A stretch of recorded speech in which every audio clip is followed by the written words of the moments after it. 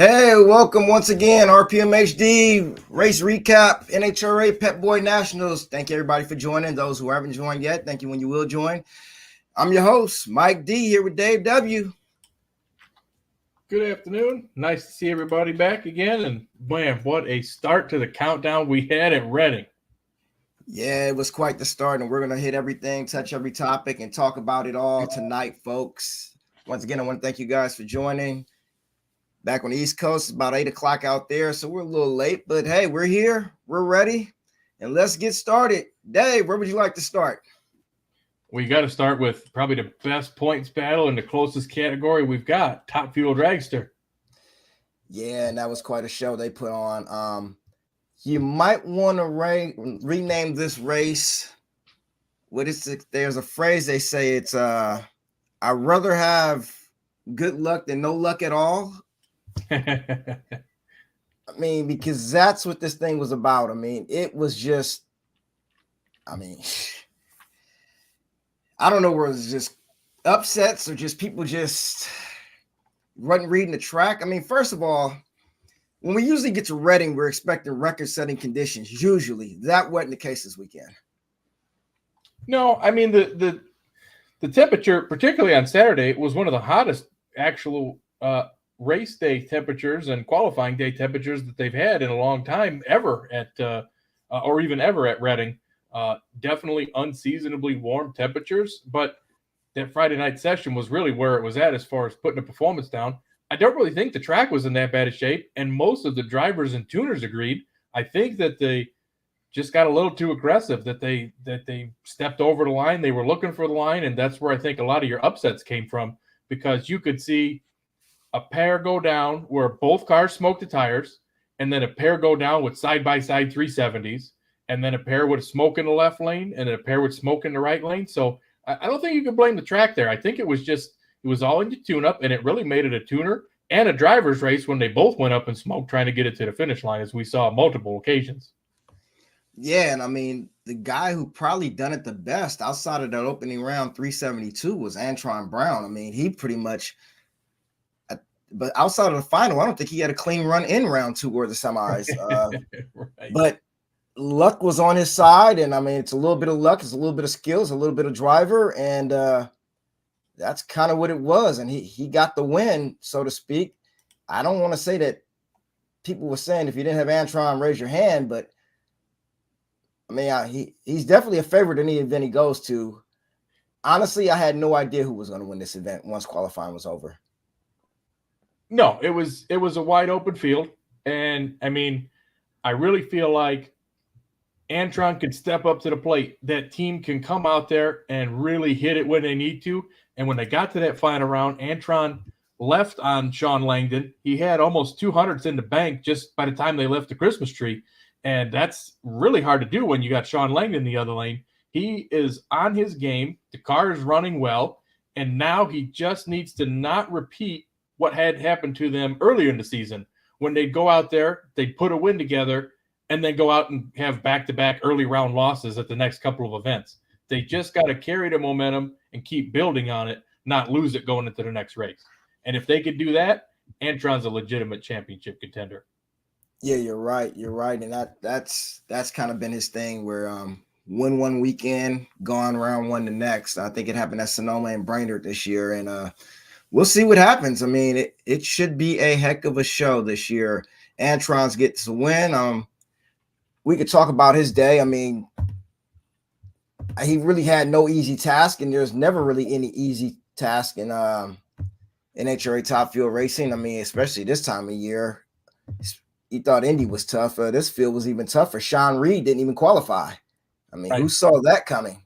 I mean, you thought it might have happened at Indy if it was going to happen to someone, but not necessarily this at the Pep Boy Nationals. But it bit him, and that was it. It was Antron. You get Jasmine Salinas round 1. That's no easy task. He wins with a 372, which was his best run of the day. I believe it was low ET of race day. And follows that up with a beating Tony Schumacher in the second round, 388. Didn't look nice, but he won. Beat Dan Mercier in the semis, and beats Langdon in the finals. I mean, outside of round one, nothing really looked decent until the final round. And he did what he had to do to get the win, and credit to him. No, I 100% agree with that. And like I say, got to keep building on that momentum in Charlotte. Don't let it go back the other way. Don't go over center in the first round and smoke the tires. I mean, right now you are right in the thick of the championship points picture. You are right there at the top. Don't let it slip away, because it's going to only get tougher from here. Yeah, and speaking of letting things slip away, Doug Coletta comes in as your points leader after not qualifying in Indy for the big go. Comes here with the points lead after the points were reset. And I mean, they just laid an egg round one. I mean, this was not what they were hoping for coming into the weekend. Smoking the tires against Dan Mercier. Dan Mercier getting the win, and that was about all she wrote for Doug Coletta for the weekend in the first round. Yeah, it's a shame. And I mean, usually that team hits it pretty hard at qualifying. I mean, they were up there, but Justin Ashley actually closed the gap a little bit in the point standings just by getting more qualifying session points. But the round points are what's really going to make and break this championship, and you can't have that happen again. I think that they got their one countdown mulligan out of the way the first race of the year, and I don't think you win this championship with 2 first-round losses with as tough and as close as that particular field is. Doug's saving grace was he came in the points leader and everybody was chasing him, so he finds himself, not too drastically out of the situation or out of the point story with only being 33 points back. I mean, he's only 2 rounds back. You can make a lot of that up in qualifying points and session points, but if you go to Charlotte and do the same thing again, and that 33 points all of a sudden turns into 133 points, you're going to be in big trouble coming into the next couple of races. Yeah, and if there's any team that can survive this first round loss, still be in the thick of it, like you said, they came in with the points lead, so they didn't get hurt too bad, though it did hurt. It's Alan Johnson and Doug Coletta. Not a great weekend, not the weekend they wanted, especially after testing, and they say testing went positive after Indy. To have that first round loss, I'm sure it's not what they were hoping for, but Sean Langdon kind of saved the day for him, especially in the first round against, help me say her name again, Ida Zetterstrom. Yeah, I mean, he saved them with this one, guys. I mean, she had low ET outside of Antron in the first round, and Langdon did it all with his driving foot on that one. No, it was amazing. So I'm looking at the Play NHRA odds and how they have everything going on and how they ranked everybody. And I was surprised to find that Ida was actually the favorite in that round, that Sean Langdon was actually the underdog going in. And I thought, man, that's really surprising that they would rate him that way. And it really turned into be a lot closer race than I thought it was going to be. They have really found something on that car and that team over there, and they've been running great lately. The first time in 3 events that she's had a first-round loss, unfortunately, and it took a whole shot to do it. Whatever they found on the combination on that car, if they can apply that to Tony Schumacher's car and keep both of those, rolling through the countdown, well, they may not be championship contending with Tony because of how far back he is and how far behind he's starting. They can play spoiler for a lot of guys that are in the hunt. And I think that it's going to be one of those situations where you don't want to line up against that team on race day. No, you don't. I believe I said last week, I mean, people didn't want to hear it, that I believe that Mike Neff and those guys and the Schumacher team, who's now with Ida Zetterstrom, they found something before Indy, and it seems to be showing bearing fruit at this time. It took a whole shot from Langdon to take her out. I mean, Langdon's good on the tree, and I mean, she's not new to this by no means. I mean, she was a European top field champion. She just got bit on that one, but it happens to the best of them. It's happened to Langdon. It happened to her, and yeah, I'm pretty sure they will be back. Hurting some feelings, nevertheless. That will happen. That team is too good right now, and they've already shown what they can do. If not for that run and Langdon winning on a whole shot, he pretty much was a savior at Coletta Motorsports Day. I mean, they had nothing to lean on for the day. No, not at all. And, the ironic part is both she and her teammate Tony Schumacher had identical 089 lights and they ran pretty close to each other. Schumacher with a 375 and Ida with a 374. The difference is Tony Schumacher turned on the win light and she didn't. So it's a right place, right time sport, like they always say. And Sean Langdon, man, he really stepped up when he needed to. No different than Justin Ashley. Seeing those guys' lights throughout race day is always one of the more entertaining things. And Sean almost could have got in trouble in the second round. Tony Stewart actually was out on him by a couple thou. But, even in the semifinals, he had a 51 light and still left second to Justin Ashley with an 039. And 062 was surprising to see him leave second against Antron Brown. But being able to cut the tree the way that he does and get that car to the top end of the racetrack, I mean, Sean Langdon had a solid season, and he's definitely in the championship picture for Coletta Motorsports. I mean, what a rebound for that team for the struggles of bringing over Alan Johnson and adapting to a whole new tune-up. Both of those cars are really hitting it right now, and I think that they're going to be a factor all the way through. Yeah, I believe they are too. I mean, when they first brought Alan in, I believe 2 years ago, it just took them some time. Let's just say that. I mean, I was one of the ones who was saying what the heck is going on, but it was this race last year where things turned around for that team, primarily Doug Coletta. It was this race this year that Coletta was gone round one, but like I said, they're not out of it yet. And you never count out Alan Johnson. I mean, that is a team that could probably win 3 of the next 4. Let's just be honest. But we'll see. We'll see. I mean, we'll just have to figure it out. A guy who also didn't have a good time outside of Sean Reed, who didn't qualify, was Josh Hart. Red lit in the very first round against Clay Milliken. That had to hurt, especially with a team looking to rebound, looking for some luck, looking for anything to turn their year around, looked like they might have had the better car or a capable car of winning, and just gave it away on a red light in the first round. And that had to be brutal for that team, who's shown some sign of life, and they just cannot put all the pieces together at the right time, unfortunately. No, they're hard pressed to catch a good break, it seems like, anymore. But that's just a case of I mean, Josh Hart is another one who, if you look back through his career, has won a lot of big rounds on hole shots. And, he pushed the tree probably a little harder than he needed to at that point. But again, you're opening the countdown. You're the first pair down the track on Sunday morning, first pair of the countdown for the championship, first pair after the points reset. You're going up against another championship contender and the guy that just won the last national event, the U.S. Nationals. So, I mean, did the pressure get to him? Maybe. Was he just out there really taking a shot at it? Maybe. It's hard to say, but it's going to be interesting to see how they rebound from that in Charlotte because, again, while they are pretty far back in the point standings, and I don't think that you're going to have many opportunities to gain on the top 4 or 5 guys like you might see in some of the other categories. They could still definitely play spoiler and still have a turnaround to their season. And I wouldn't be surprised if they put one in the winner's circle before the end of the year. No, that wouldn't shock me. And they played spoiler in the countdown before. He's won countdown races a few years ago in St. Louis. I believe he hurt Brittany Force's feelings. And in Vegas last year, I believe it was Tony Stewart's wife who he trailered in round 1 and probably consequently ruined her championship hopes. I mean, granted, she had a shot at it the last race of the year in Pomona, but that round 1 loss to Josh Hart was what really sent Leah packing in that round 1 race in Vegas against Josh Hart. That probably really did more damage to her championship hopes than that final round of Pomona did. So he will be a factor eventually. He's going to hurt someone's feelings. He may not win the championship, but he's going to let you know who his name is, as he said before. You'll know who his name is. That's right. I agree.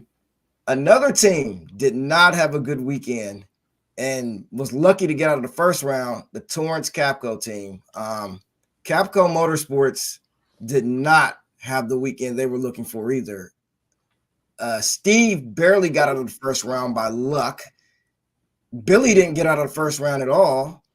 And then I guess you would think, well, my belief is that once they smoked the tires that Steve Torrance did in the first round, they probably back it down, come up a little soft against the Canadian team, which is it Mercier? Yeah, Dan Mercier. Yep. Yeah, and that was not the case. I mean, smoke the tires again. Mercier gets the win, and Pax sends Steve Torrance packing in the second round, and it's not too often you see both of those cars go out early, but that's what happened. I mean, Steve was lucky to get out of the first round, beating Brittany Force in a pedal fest. They just didn't adapt enough in round two, or either they have a clutch issue that they hadn't caught yet, or something had to happen with that car.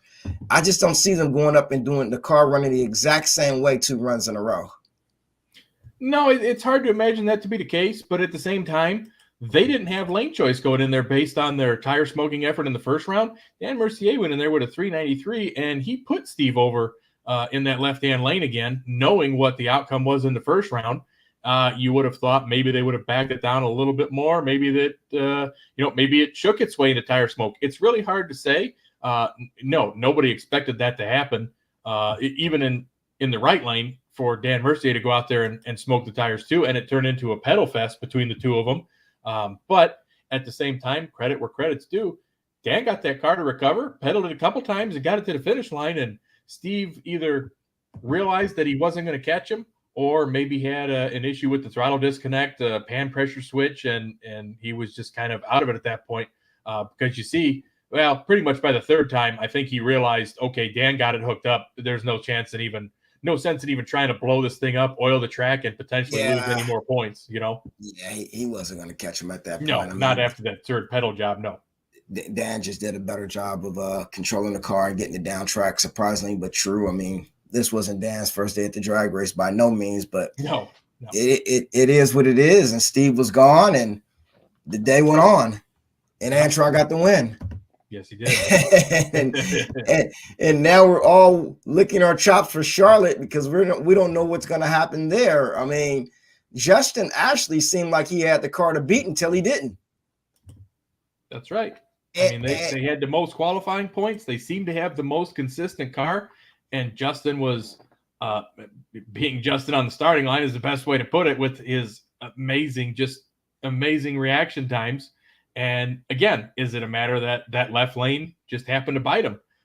There was a lot of wins out of the right lane in the nitro categories. It seemed like the left lane wasn't necessarily the one of choice.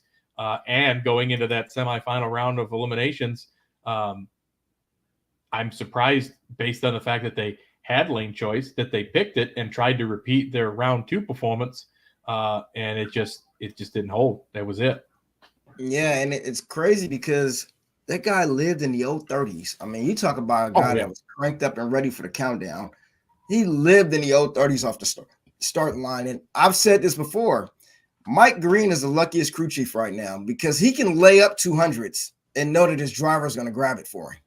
Right. I mean, he ain't got to push. And that's kind of what surprised me, that car smoked the tires, because I'm like, you ain't got to push it, Mike. I mean, I think he's gonna give you 100 or 2 out the bank right then and there. I mean, you're playing with house money off the starting line every time this guy goes to the line. I mean, which is crazy because I don't know if we've ever seen anything like this in Top Fuel. Not this consistent. No, it's amazing. It's amazing what his secrets are on the starting line. If he's just that quick, or they've got that car set up just right, or whatever they've got going on, it's working for him, and that makes him tough to beat. Yeah, they got something going there, and he's got something going. Maybe he just lives at home on the practice tree, and he's just out working everyone else, but the guy's like a machine on the tree, man, and it's crazy. But we won't take credit away where credit is due. Antron Brown, throughout all the trials and tribulations of the I'd rather have luck than no luck at all weekend, got the win. And where's Antron now in points? Is he third? Antron, if I'm not mistaken, was second, just a point behind Justin Ashley. Oh, well, there you go. So that tightens up everything. Lincoln is third, and he's only 6 back. So really, the points lead is going to change in Charlotte, the next event at Charlotte, just in qualifying points alone. That's all it's going to take just to get everything moved around. So any one of them are going to be the points leader going into race day. Yeah. And any one of them could be gone round 1 going into race day. Yep. Or not qualify. I mean, what we've seen. Or, well, I don't know what the entry list is and how many dragsters are going, but that sure would not surprise me to have more than 16 show up. Charlotte's one of the bigger races. Yeah, yeah. Well, funny car. Two things we can talk about. There's a few things we can talk about.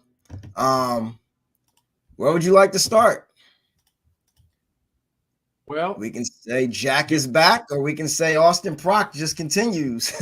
I mean, for me, I think the story of Funny Car is the fact that Austin Prock's already the 2024 champion. That's the story. You know, as easy as it may be to say, that team's won this race 3 years in a row. They've choked in the countdown 2 to 3 years in a row after winning this race. I wouldn't necessarily give them the title just yet. I know they seem like a team on a mission and a team of dominance right now, but we've seen this story play out before, and usually somewhere around Dallas and Vegas, they have one of those round 1 or round 2 blunders. I'm not saying it's going to happen, but it has happened. It has. I mean, but here's the thing, and the reason that I say that, I mean, yes, of course, I say it jokingly. We don't know. We still got 5 races to play out.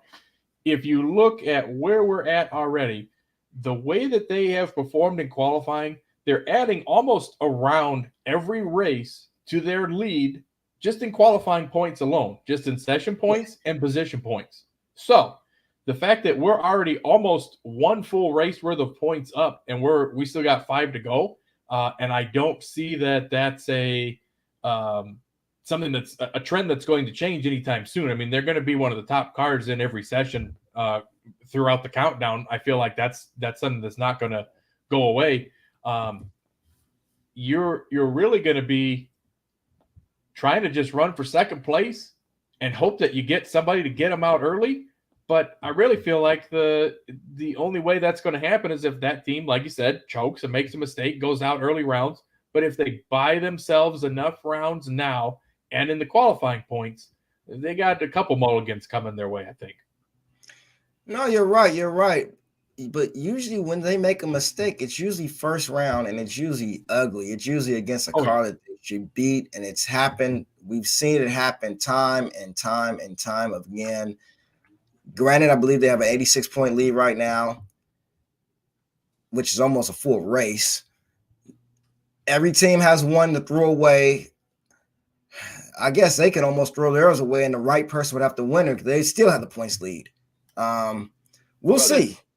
That's basically the big thing is, let's just say they go out there because and take nothing away from the teams that are chasing them at all. But as we've seen throughout the season, second place, Bob Tasca. Third place, John Force, a.k.a. Jack Beckman, 86 and 99 behind. It's not like Bob Tasca hasn't had his fair share of early round exits too. First and second round tire smokers when he should have easily won the round, where the car goes over center, the car shuts off. You got all kind of strange things that have happened to that team throughout the year. So, like you said, even if Proc has a miscue in early round competition, if Tasca does the same thing and they're out the same round, nobody's really taking advantage of it. The only guys that are fifth and back in points, and they're already so far back that 1 or 2 races aren't really going to help their situation anyway. Yeah, you're right. You're right. And we'll just have to see how things play out. I mean, we'll see. That's why it's a countdown, man. There's a lot of pressure. You know, as consistent as that car was all weekend, I mean, they're going to be tough to beat. I mean, you kind of want to crown them, but you can't crown them just yet because you know anything can happen on any given day, as we've seen in this sport every year in a countdown. The only time we really just seen a massacre is when Steve Torrance swept the thing, and that was just he just destroyed everyone. That was just crazy. But outside of that, I mean, yeah, we'll see. But how great was it to see Jack Beckman back in the finals, driving for John Force? Oh, I thought it was awesome. I thought it was great that Fast Jack was out there, that he was going around, that the car was getting down the track. He had a lucky round. He got his mulligan first round because he was on the trailer if his opponent didn't go over there and hit the blocks right there at the finish line, that would have been a very, very, very bad way to start the countdown. But he got very lucky. Joe Morrison went across the center line, just caught the last block and put Fast Jack back in the show. He made it all the way to the finals, and he gave a representative, respectful run up against his teammate, and didn't go out there, didn't just light the tires up. He left on Austin just barely, which is hard to do this year, and just didn't have the car for that left lane. I mean, a 395 was 330 miles an hour was a pretty stout run, but when you got the car next to you running 389, 332, I mean, you're running for second best at that point. But yeah, awesome to see Fast Jack out there going rounds and hopefully building on momentum, and JFR 1-2 going down the stretch run.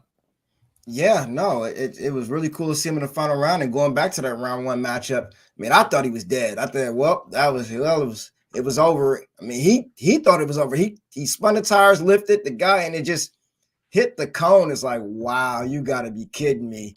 I mean, and then later on in the day, his driving was put to the test, something we hadn't seen in a while.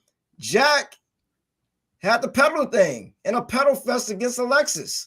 And I didn't know if he thought he had this one won. No, I mean, especially for as far behind as he was. But Jack was also saying, he's like, hey, look, you know what? I counted to 420. And Alan's like, why 420? Where'd you come up with that? And he's like, because everything happens so fast in a fuel car, you'll get into it way too soon and just annihilate the tires a second time. So he let it calm down. The drop cylinder certainly didn't help by taking away a lot of power. Didn't hurt by taking away a lot of power. Got it to stick and drove right back around Alexis. And I mean, yeah, that was a pretty epic run right there too. That was one of the more entertaining ones of the day. Yeah, and there were a few entertaining runs of the day, but this one certainly, I'm sure, had the crowd on its feet. I mean, I'd like to have been there in person to see that run. Jack Beckman showing folks that he could still do it, makes it to the final round. Though in a losing effort against his teammate, he's still letting you know, man, he's still got some fight in him, and he's holding up the name for John Forrest quite well by the way he performed this weekend. I mean, for those guys, it's almost like they picked up right where they left off before John's incident, where they were dominating the field. That's kind of what happened today. They didn't really dominate the field. They just, Proc did. Beckman had a few lucky runs, drove well. And I mean, hey, it was a great day for JFR. Can't complain about that. A guy who's probably still kicking himself, at least I would be, has got to be Ron Capps. Red lights, I don't know how. I don't remember the last time Ron Capps had a red light. But here he was against Bob Tasca. Tasca, I'd rather be lucky than good, because that's what this was for Bob Tasca. I mean, well, yeah, 100%. And again, that's why we were just talking about it earlier, how Tasca is known for having those kind of miscues in early round eliminations. And if Ron didn't go red, Tasca's not second in points right now. Jack Beckman is. So if you look at it, 2000's red. Did Ron just roll it a little bit too deep? I mean, it's hard to go red in a fuel car without really trying. But by 2,000 thousandths of a second is just, I mean, absolutely heartbreaking. And especially to get it down that left lane and run a 391, which, if I'm not mistaken, that was second best run of the entire round of eliminations in second round, and he threw it away on a red light. And and I don't want to say that that's like I threw my season away, but 142 back in sixth place, even with 5 races to go. Let's just say Ron wins them all, and Proc just makes it to the semis. He's only going to make up 200 points doing that. So he's still got a shot, but you got to start getting Proc out early, and you got to start putting rounds behind you, because a lot of these guys are running for second, third, and fourth, and they just don't even know it. Yeah, and if you're Capps, you got to feel like if anyone could contend with, outside of Beckman, could contend with Proc on that day, it had to be Capps. I mean, with the numbers he was showing and the run he made on that run, you had to think that Capps certainly knows that he let one get away there, and that had to be brutal. Had to be. But Alexis DeJoria actually won some rounds before she And she actually beat the guy who I said was going to make a few semifinals, and that was Cruz Petrogon. Cruz didn't have a bad weekend. I mean, I know I said he'd make probably 3 semifinal rounds in the countdown, and he made it to round 2. I mean, you got to start somewhere, I would think. Right. I mean, yeah, you do, and he's still got 5 more chances to prove you right. What is he? Winning ugly, but he's winning. It's what you call winning ugly against Daniel Wilkerson. You know, I mean, this race was crazy. I mean, I can't believe how many teams misjudged the racetrack and was fooled by it. And, you know, round 1, Cruz got by with 1. Experience paid off. He beats Daniel Wilkerson. Nothing to sneeze at. Came up against Alexis in the second round, and things didn't go quite that well for Cruz at that point. It was the end of the day for Cruz, but hey, he went around. I still have Cruz making the top 5. I know most of you guys don't believe me, but I got Cruz. Cruz has a good car. This video footage is obviously not a display of it, but Cruz Petrogon is turning his year around, and I believe this is a start.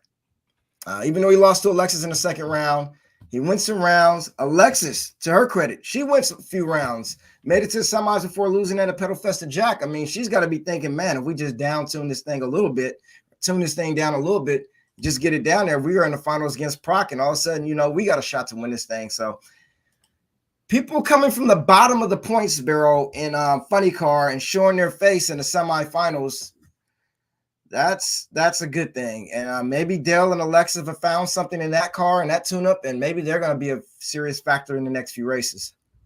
No, I definitely think that Alexis is another one that's a win looking for a place to happen. And I think depending on weather and track conditions, I'd throw Dallas or Vegas as a potential Alexis victory this year.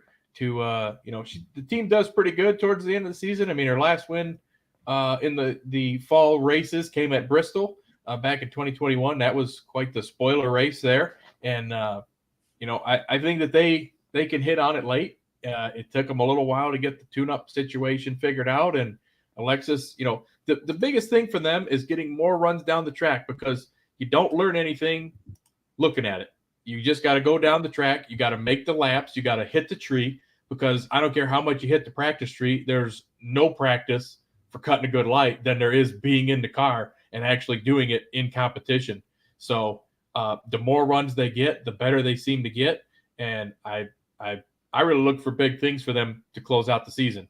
Definitely not how they ended last year with Dell coming out and Alexis and Dell both being a DNQ at the World Finals. I don't think that this year turns out that way. No, I don't think so either. But you know what? Everyone's going to be chasing Austin Proc. And last but not least, and we got to say this, Tasca had his shot. He got the lucky break when Cap's red lit. And in the semifinals, if there was ever a time to make a statement, close the points gap, that was his moment right then and there. Not to say he won't have another one, but Tasca had his shot in the semifinals and missed. Smoked the tires at half track. Proc got the one with a 393. But Bob Tasca, if he does not win this championship, may look back at that round if it gets close and say that's where he lost it. We'll see. I mean, there's 5 more races left. There's a lot more racing to go. Anything can happen, as we know. But first race in the books, Tasca had his shot and he missed. And Proc got the win and extended his points lead. It is what it is. Yeah. Moving on to Pro Stock. And I said before the countdown started that Erica Enders was going to be someone to deal with because she just turns it on during the countdown. That's just what she does. You combine that car and her driving ability, she steps it up when she needs to. Well, she is going to be someone to deal with, but so is Aaron Stanfield. This kid, man, I mean, we usually just think of him as the B car for Elite Motorsports, but that ain't the case anymore. No, I mean, the man has won 5 out of the last 7 national events. Countdown or no countdown, he has won it on performance and he's won it on driving. And I mean, the man's just out there really coming into his own this year. And as long as they don't blow their good motor up going in through the countdown, and as long as he keeps hitting the tree and doing his job every single weekend like he has been, it's really hard to count him out. And you know me, I always keep track of the point standings all the way throughout the year, even without the reset. And I feel like it's one of those things that if you take away the countdown reset and everything else involved with it, that Aaron Stanfield was making a run to the top anyway, and could very well outpace and outpoint Dallas Glenn just throughout regular season only points calculated all the way through the end of the year with the performance of that team. Now, it's really turning into the big four. I mean, it was kind of hard to handicap the pro stock field. I knew that Aaron Stanfield was going to be a definite contender, and he's fired the first shot, but it's not that big of a shot because he's only 9 up on Dallas Glenn. I mean, you might as well call them both tied. And with Erica and Greg only 35 and 46 back, they're still in it. The fact that you have Jag, Troy, Christian Quadra, Jerry Tucker, and all those guys over 114 back makes it pretty much a 4-car race after the first event. Yeah, and Jag did not help himself here. What was he doing? Red lighting against Chris McGahey. Now, granted, Chris McGahey put up a respectable run.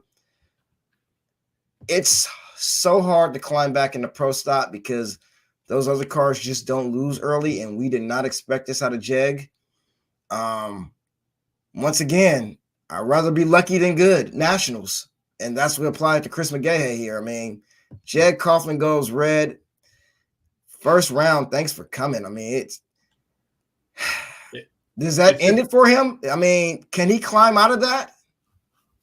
Again, it's kind of like how, again, you start looking at stuff from Pomona back. You're looking at a 5-race season, and you're looking at the deficits, and you're looking at what you have to do every single national event from here forward, unless you have a situation where Aaron Stanfield, Eric Enders, I mean, those guys, those drivers have been cutting the tree close too. Don't get me wrong. They can have the exact same thing happen to them as what happened to Jag going forward. And I think it's going to be, the pressure is really going to be on. I mean, Erica Enders, 031 light first round against Mason McGahey. She knew she needed it because Mason has beat her on a whole shot many times this year. Comes back the second round, and she's 001. The car rolls a little bit further into stage beams. She gets a little more antsy on the line. That could have been a 001 red. She could have done the exact same thing that Ron Capps had happen to him, and she's out. So yeah, I mean, these guys are on razor thin margins every single event, every time they come to the line, and it doesn't take much one way or the other. And a lot of red lights this particular opening race of the countdown in all 4 of the categories makes me think that the drivers know it and they are really pushing it. And I don't think that that's going to be the last countdown championship contending red light that you're going to see throughout the rest of this year. No, it won't be. I don't think it will be. And I mean, the pro stock is full of money. It's usually full of whole shot losses, as Troy Coughlin proved to us, Troy Coughlin Jr. But yeah, I think we're going to see a few pivotal red lights over the next 5 races. I mean, that they just know everyone has to push the tree right now. It's so close. You got to push the tree. I mean, it was a show John Langdon in Top Fuel. Aaron Stanfield is gone in round 1. If Coughlin leaves on time, Troy Coughlin, that is. Right. And we're talking a whole different picture right now, which is crazy. I mean, Sean Langdon did the same thing to Ida Zetterstrom. You know, he's gone round 1. He's not in the finals. It changes the whole spectrum of things. And that's the crazy part about this countdown and what's going to happen at the next race. I mean, Troy Coughlin Jr. didn't have a bad light at all. Aaron Stanfield just had a better one in round 1, and he propelled it all the way to a final round win over Erica Enders. I mean, and that's just like, I mean, congratulations to him. He got the win. He did what he had to do. But I guess you could say just as easy as Coughlin lost round 1, like you said, it could be just as easy for Stanfield to lose with a 23 light round in round 1 in Charlotte next weekend to someone. I mean, Well, and the way that the ladders play out, again, there are so many countdown drivers in all of the classes. However, qualifying, I mean, look at how close the field was here. A couple thousands here, a couple thousands there. You're 4 spots different on the ladder, and it completely changes the dynamic of how this race plays out. And that's not to say that you couldn't get to one of these countdown races that somebody struggles or misses it in qualifying, and you have a Aaron Stanfield, Greg Anderson first round, second round matchup. You have a Troy Coughlin Jr., Erica Enders first round matchup. And I mean, this stuff can happen first round, and that's the best hopes that the guys fourth on back have right now is you're going to hopefully play you don't have to worry about playing the games and playing the ladder and qualifying, 13th through 16th to try to get one of the top guys. You could be 7th, 8th, or 9th and get top 4 in points first round. So it's going to be amazing to see how this plays out throughout the rest of the countdown. Now, do you see things panning out to be overall when we get to Pomona, the Big Four? The Big Four being Erica and Greg, Stanfield and Glenn. I feel like if they could continue on the way that they are, it's going to be the Big Four. The question that I ask myself is how close are they going to be, though? Because if Greg is a consistent semifinal round player, but Erica and Dallas and Aaron are consistent final round runner-up players, Greg could be into Big Four, but he could go in there with a long shot to actually win the championship. So I still think that it's going to come down to those 4. And I also think that it was very, very eloquently said by, I think it was Alan Reinhart. It might have been Jason Galvin. I can't remember who had the call on NHRA TV, but they're like, look, Greg and Erica have done this a million times. They are the old guard, so to speak, in pro stock, still racing, and their rivalry continues. But on the other side, you've got Aaron and Dallas, who have been fighting tooth and nail back and forth and are kind of like the next round of the Greg and Erica rivalry. And these two are going at it head to head. And it's going to be interesting to see that you have those 4 types of competitors all going after the championship all at the same time. 2 different teams, 2 different, backgrounds on both sides. And, I mean, I'm excited for the way it plays out. And you know that there's going to be spoilers. You know somebody's going to come in there. You know Troy Jr. is going to get a race win. You know Jag's probably got another win under his belt. Christian Quadra might even pick up his first career win by the end of the year. I mean, there's a lot of guys that can sneak in there and really screw up the chances for those who think that they have it locked up. Yeah, you're absolutely right. I mean, that there's going to definitely be a spoiler. I mean, heck, even a McGahey might ruin someone's day. I'm sure one of them will on the starting line. Yes, yeah, I'm sure they will. Even coming into the semifinals, going back to the semis, how shocked were you to see Dallas Glenn spin the tires like that and just break traction off the starting line and pretty much hand that race to Aaron Stanfield? Because Dallas looked like he had the car to beat this weekend. He did, and it's not something that I anticipated seeing, especially after the pair went down right in front of them without any issues. They made it through the shake zone, the spin zone, however you want to call it. I think that the most interesting thing to me when we looked at the semifinal round matchups was Erica and Greg. I think Erica said in her top end interview that they had a long tree. And that's why they kind of both were caught off guard a little bit. Because you don't see a 058 and a 052 light out of those guys when they race each other. But then you get to Aaron and Dallas, and it's a 014 to an 018 on the Christmas tree. So, I mean, they were both amped up, and they were ready. And if they both made it to the finish line under power, I don't really know that Aaron Stanfield would have got there first. I think that Dallas would have been more than close enough based on the reaction timers, and he probably would have went another 54 or 55. And you've got a whole new dynamic, a whole different point situation, and a whole different layout going into Charlotte. One last question about the Erica Greg race. When Greg left first, did you think it was over? I honestly did. I was like, oh my God, man, the man is out on her because he has typically throughout eliminations had the better race car. They were only a thousandth of a second apart in the second round. And in the first round, he had almost 300s on her. So I'm like, all right, Greg's got a little bit in the bank, even though it's only 6,000. If they just repeat their second round runs, this one's going to Greg. And I drove around them.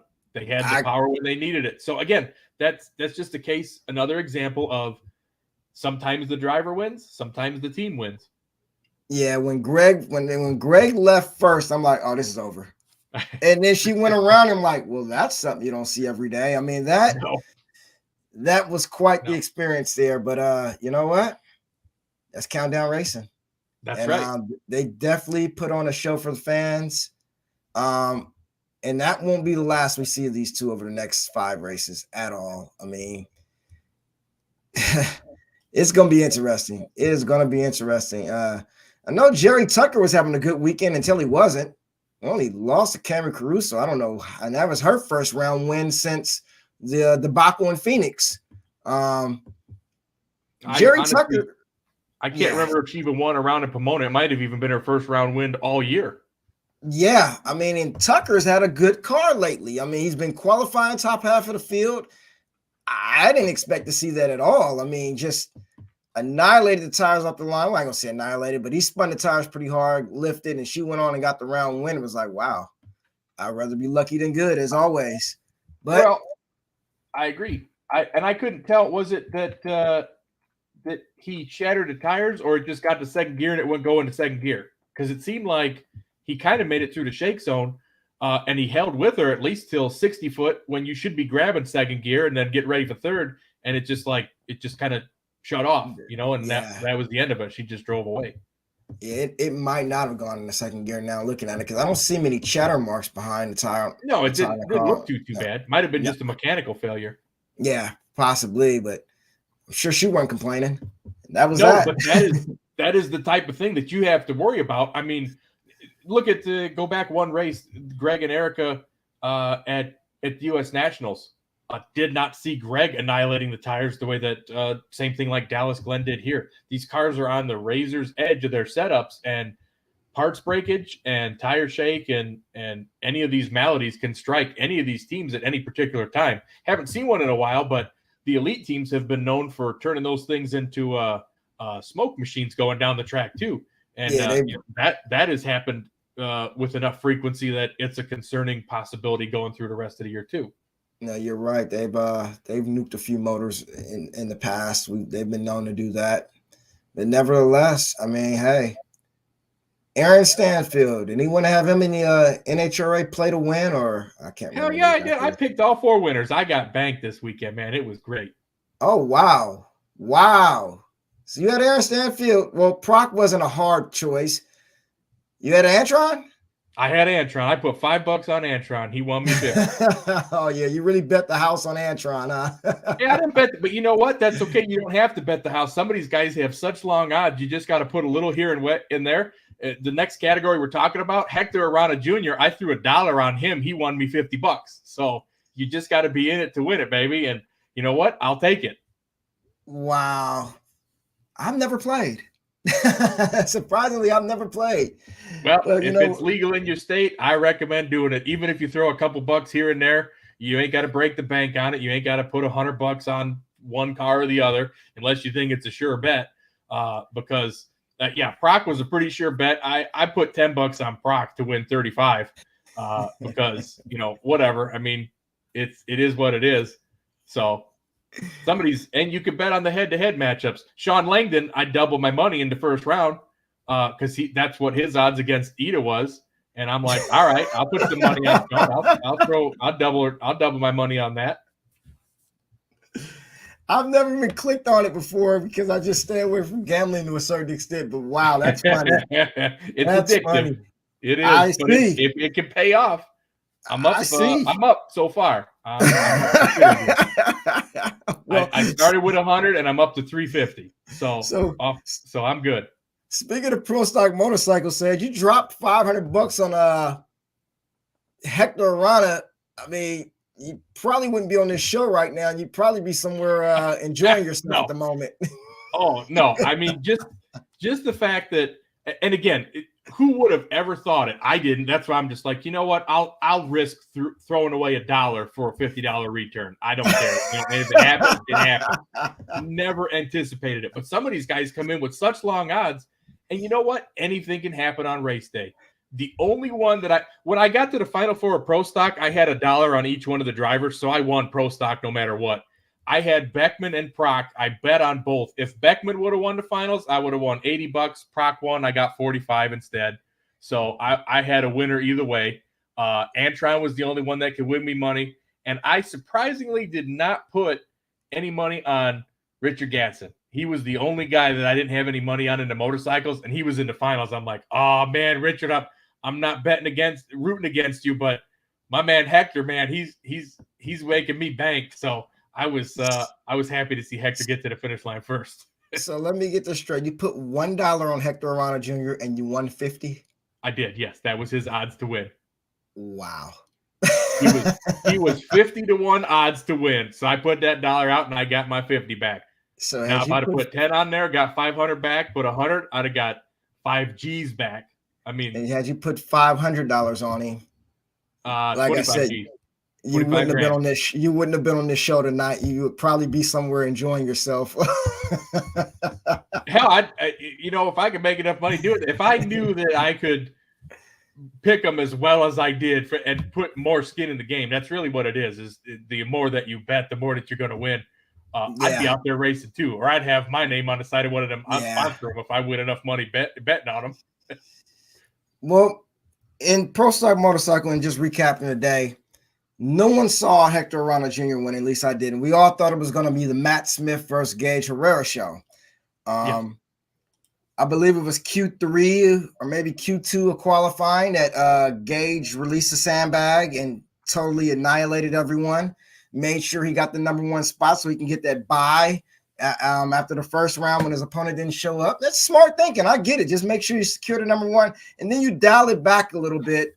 You don't want to beat them bad because you don't want them changing the rules on you. You just want to beat them just enough to keep the wins going. But he beat himself. He went red. Who would ever thought? Against the 50-1 guy.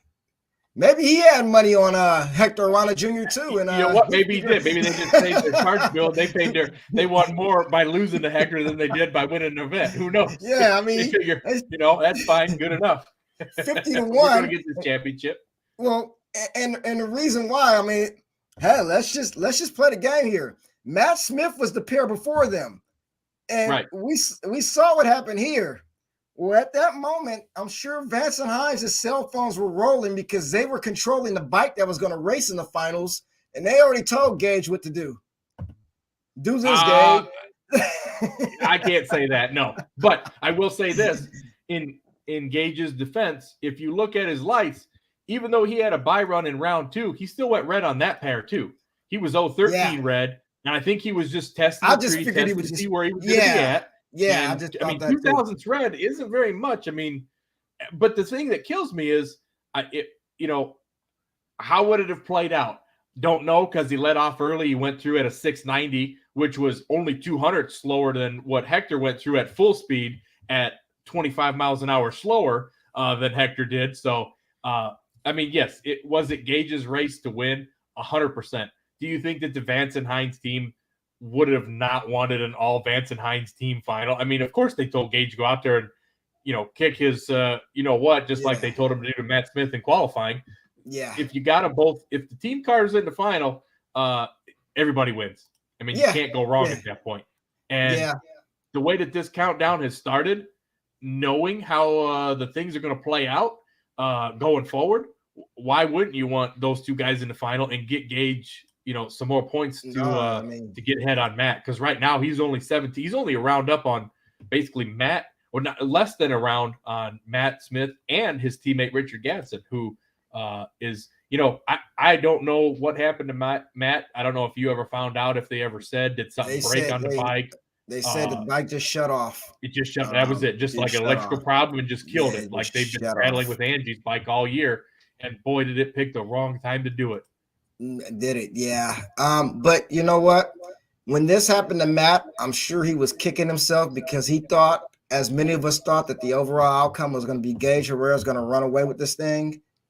And then the pair right behind him, I mean, this happens and Matt's got to be smiling like it's Christmas all of a sudden because he knows he's still in it. Right. I mean, if Gage Herrera wins this race, he probably walks out of here with over a 40-point lead, probably 60 points. And easy.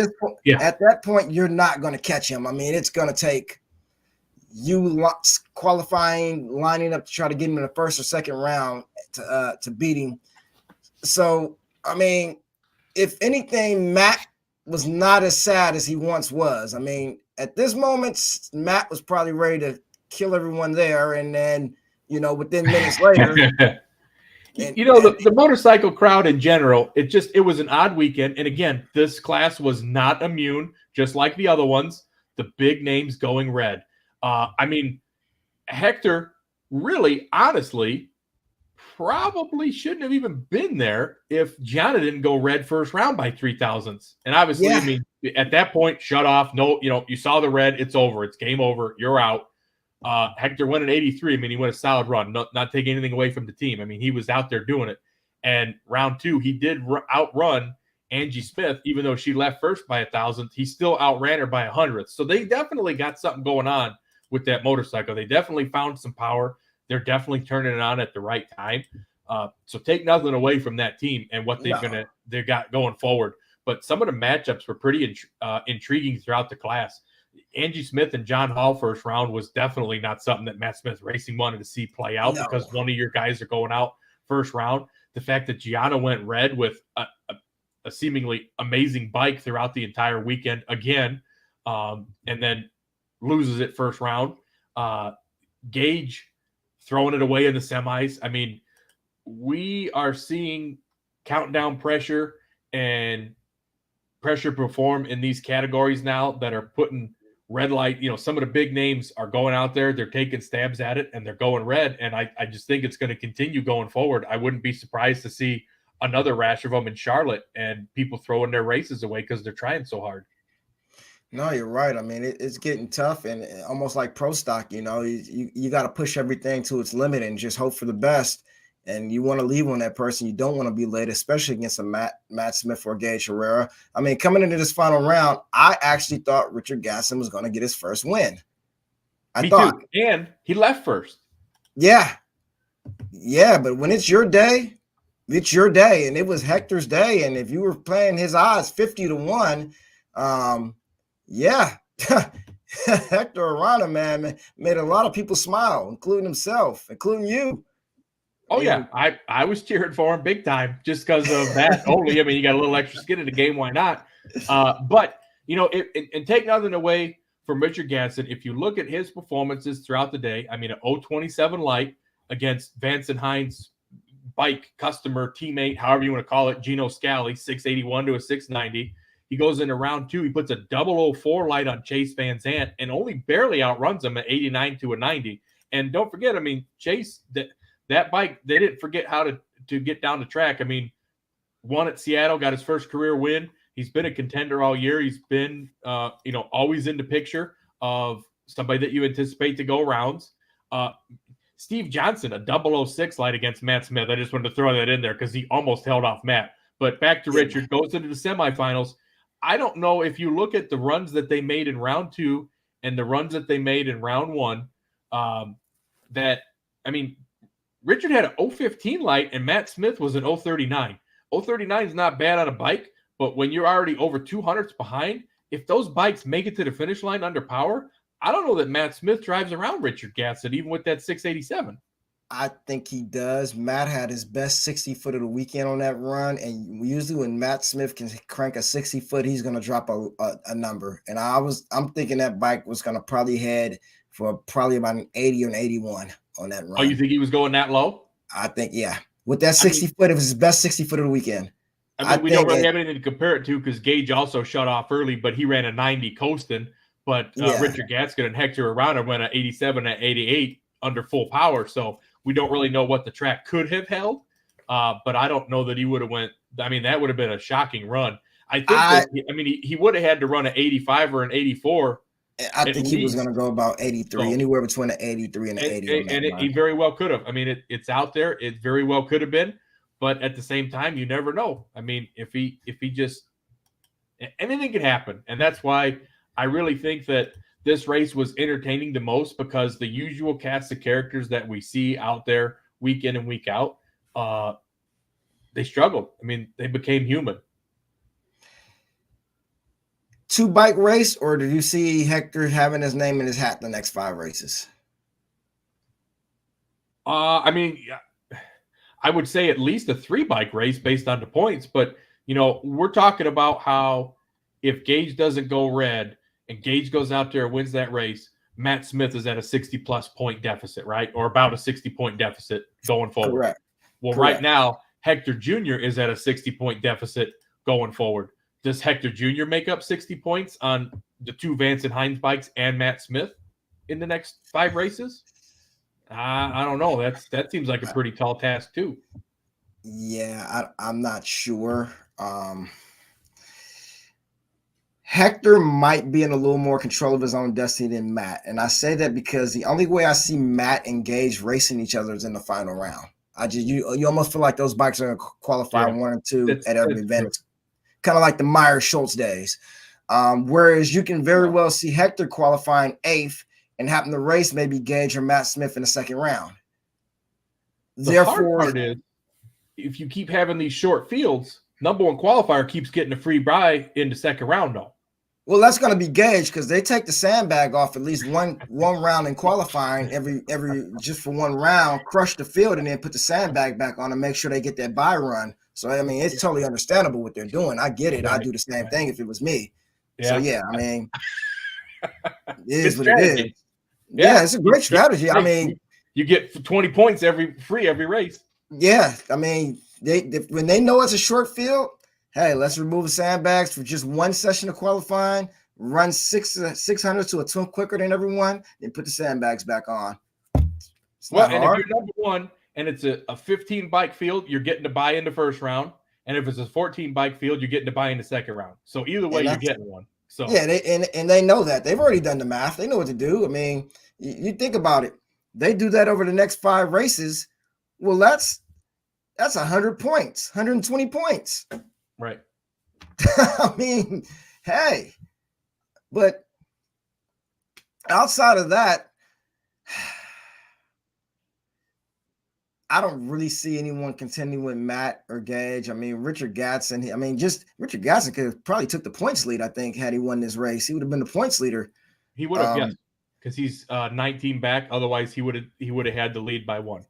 Yeah, but I mean, Van Sant might surprise someone, but Angie bike runs well, but not consistent.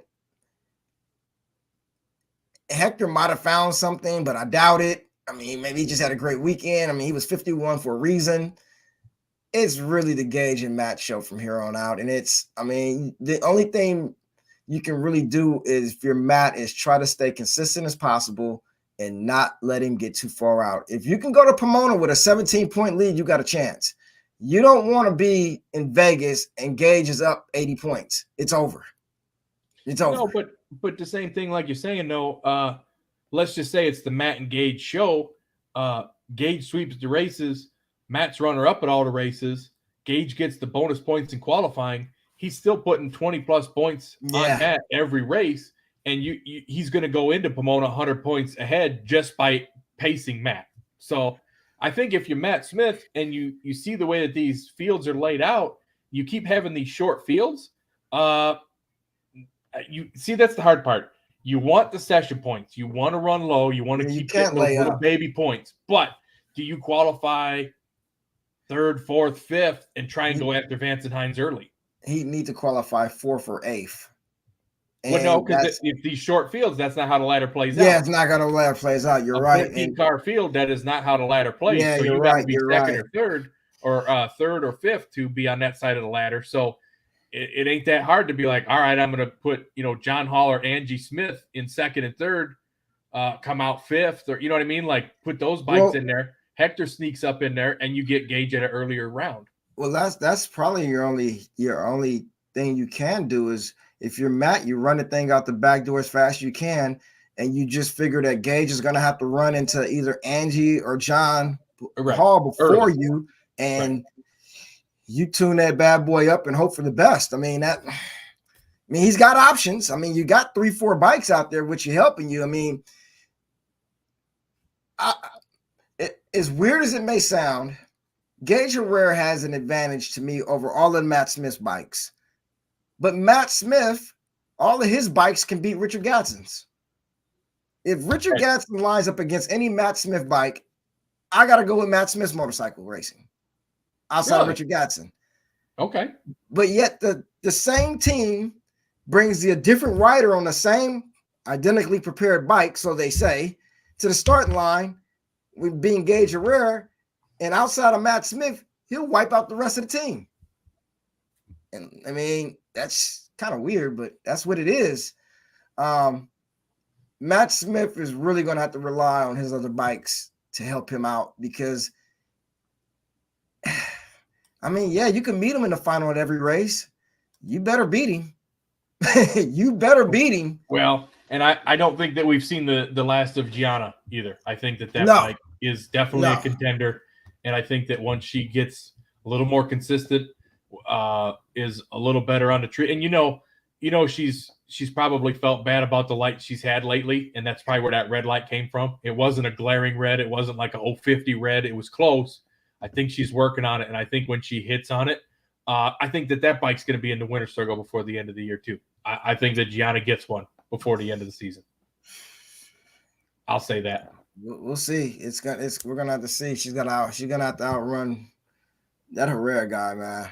Yeah, but like you're saying, you know what? If Matt Smith is out early, the Vance and Hines team don't matter because you're pacing them. All you gotta do is pace them. You're already ahead of them. You just gotta pace them at that point. Yeah. Pro stock. We talked about it.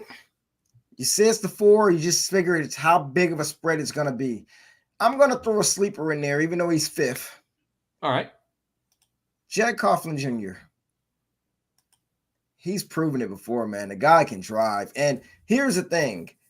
Just because of how compact qualifying is in pro stock, I don't see those guys qualifying 1, 2, 3, 4, where they're just going to make it, where they're going to be on the ladder, where they're going to face each other in the semifinals every time. I mean, it can very well be an Aaron Stanfield, Dallas Glenn round 2, or Erica versus Stanfield round 2, or Jake. I mean, Jed Coughlin did very well meet up with Erica in the second round and beat her. And that changes the day for Jag and ruins the day for Erica. Just there, speaking just theoretically here, I'm going to add Jag into the mix and make him the 5th player. I don't disagree with that, but you saw how far behind he is, right? Yeah, but my thing is, between those 4 in front of him, over the next 5 races, I'm guaranteeing at least 2 of them, if not all of them, are going to have a round 1 or round 2 loss. I could see it. A round 1 or round 2 loss between those 4. Jag Coughlin Jr. is just going to have to capitalize at the right time, which he's known to do. I mean, he's the kind of that guy because of his driving ability. He's so consistent that when everyone else falters, he's just kind of there to just pick up the pieces. And next thing you know, he throws his hat right back in the mix. I'm just going to say that I'm going to consider him a player here. And that's kind of the do or done line for me. I don't think Troy can. I don't know. I don't think Troy has enough in him. I'm gonna draw my line right now under Jed Coughlin Jr. and that's about it. But we'll see. We'll see how Charlotte plays out. Yeah, the first 3 weeks, I'm glad that there's going to be 3 in a row because by the time we get out of St. Louis, we're going to know. We're going to know a good picture of who it's going to be where. But I mean, I agree with you on Jag that he might hurt some feelings, but as it stands right now with 5 races to go, he has to make up over a round per race on Aaron Stanfield because he's in first. Yeah. And, that's – and at least a round on the other guys because, I mean, yeah, Aaron's going to have to go out early a couple of times. But right now, with the only monkey wrench in the system is 1.5 points in Pomona. But if they just pace each other and go to the finals, let's just say it's Aaron versus Jeg every race in the final round.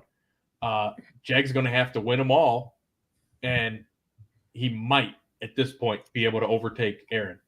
But if he gets a couple early round losses like you think that they're going to be, yeah, I mean, he's just going to have to capitalize. There's going to have to be a race that if Aaron Stanfield does the same thing that Jeg Coughlin did, Jeg better win the race. Because if Aaron's out early and Jeg's out round 2, he's over. It's done. And like we spoke about earlier, Aaron won the first round at this race on a hole shot. He could have very well been gone round 1. Exactly. Should have if Troy leaves on time. So, right. Yeah, it's going to be interesting. I can't wait for Charlotte. Funny car as we wind down here in the show. You've already put the number 1 sticker on Austin Proc's ride. There's one guy outside of Jack Beckman / John Force that I would fear. All right. Actually, there's 2. And they are guys who can actually who I can see racing Austin Proc as early as the second round, and they're not afraid to throw it at you, and that's J.R. Todd. Right. J.R. Todd leaves well. He's not a late leaver. He wakes up on days, and that team will look at that team, the Jimmy Proc, Austin Proc team, and they will throw everything at it, especially if they got him in an early round and they think they can. I mean, there's just no fear in that DHL team. As you know, I mean, they kind of roll different. And that is a team that seeing them line up against Proc in the second round of any given race, Charlotte, let's just say, they'll just go for a Hail Mary. And a lot of times with that team, it sticks. I mean, it just happens to work out that way. Right. They're a very opportunist team. They've won championships before, so it's not like they don't know how to do this. They're going to be my sleeper team, so to speak. I think Caps is a sleeper team too. I know Caps has just got to be kicking himself. I mean, 142 back, man. That's like you said earlier. that's almost a race and a half. I mean, it's going to take a lot. It's going to take a lot. We'll see. Anything can happen. I mean, a broken clutch lever changes everything in this sport, as you well know. So we'll see. Oh, yeah. It's going to be very interesting going into the next 5 races. Well, for me, I'm excited for this weekend and next weekend. I really feel St. Louis, when we get out of St. Louis, we're going to really have a good championship picture. Oh, yeah, definitely. Definitely. Top Fuel is going to be interesting because, I mean, we got 8 drivers within 96 points. Oh, yeah. And of those 8, and I'm saying it right here, right now, of those 8, 1 of them are going to be gone round 1 in Charlotte. That's easy to say. Yeah, that's easy to say. 1 of them is going to be gone round 1, and probably, half of them will be gone by round 2. So, I mean, and I mean, you talk about a pick 'em. I would look at it this way. The way that the ladders have played out and the way that the qualifying has played out, I wouldn't be surprised if 4 of those 8 race each other first round at Charlotte. Exactly. I mean, it's going to be crazy. And someone who needs a get well weekend fast, and because of the way Top Fuel is run and anybody can win on any weekend, it's Brittany Force. They need a win fast, like now, to have any chance. They're 133 out. They're in 9th. They need to at least make the finals in Charlotte to, I say, really have a shot at this thing, because they gave up their mulligan already. Yeah. I honestly think that right now they're just looking for a win to be a season saver. I think that they are far enough back, just like, I mean, really, I guess in your situation, if you feel like Jeg Coughlin and J.R. Todd have chances at a championship, of course you still want to say Brittany, even though she's a little bit further back points-wise than both of them. I just feel like, again, making an average of 1 round a race up on the top guys in front of you that have basically shown what they've been able to do all season long versus what you've been able to do all season long. again, I think when we get to St. Louis, that's going to be the picture, because if she is just as far behind after the next 3 races, No, she's done. I mean, it's She's over with. done. So it's definitely, I need to do well in Charlotte, and I need the top 3 and 4 in points to be out by second round, because I just don't see that happening very often. And the top 3 or 4 points can very well be gone in second round, the way this season is played out. I mean, that it's possible. I mean, it is definitely possible, but again, it all has to come together at the same time, and you just really gotta, I mean, you look at Clay Milliken, him and Justin Ashley both run 377, but Ashley's foot stepped left on him, and that's what got him the win. If Clay lives right with him, Clay beats him, and next thing you know, we're talking a whole different story. Ashley's not the points leader. Clay is probably third. I mean, it's just that tight. And the people that you all played out, Jed Coughlin, J.R. Todd, Brittany Force, this is going to be the last event that they can control their own destiny. Yeah. This is it. Because if you go out there and you can still control your own destiny, if you go out there and win the race, the points will take care of themselves, and you are still within a range. Because after this race, you're going to start needing to rely on those guys losing early. You can still make your own destiny right now, but this is definitely do or die race for them in Charlotte. Yeah. Well, we'll see. It's only 5 days from now. You know what, though, man? It's been fun. It's been great doing this with you. Appreciate everyone watching. Hey, only an hour and 15 minutes. We can talk longer. Nah, we got to get to dinner and I got to go to work. But hey, appreciate everyone watching. Dave, we've had fun. I will see you on Monday. Monday, everyone. Yes, I will be here Monday. I know I said I was going to be here last Monday. Ignore that. But yes, Monday. I will be here Monday. Highlights and ready. That will be 7 p.m. Eastern, 4 p.m. Pacific.